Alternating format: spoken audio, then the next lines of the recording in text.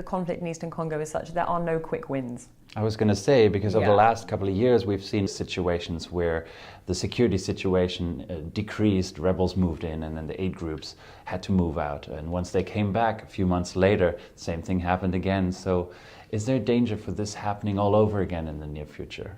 I think we need to be really careful to make that doesn't happen again. What will be very important is to understand that a military approach by itself is not going to be the answer. And what we would really like to see actually is that military action is the last resort. And before that, we prioritise democratic dialogue with armed groups.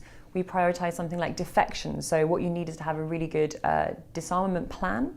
At the moment, we haven't seen that. And another thing we've been putting pressure on donors here is to say, okay, if you want armed groups to not fight, they've got to have an alternative, and it's got to be a viable alternative. It can't be sitting in a cantonment camp that's run by the army waiting.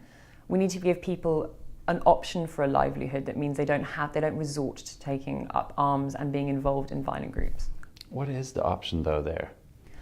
Well, I think one of the things that we're trying to do is address the fact that in Congo everyone's been focused on humanitarian projects, and we need to start making that transition to development.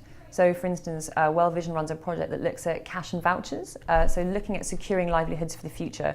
So we work with local vendors in South Kivu, whereby we help them provide the food for communities, but it's provided in the communities. They use their voucher programming to take money out from the vendors. So something that's really good about that approach is it means that you're supporting the local economy.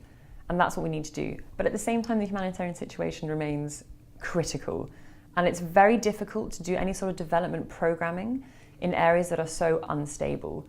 It makes it difficult to plan long term. And I think that's something that the UN agencies and NGOs, we have struggled with, saying, okay, the humanitarian situation, the context can change so quickly.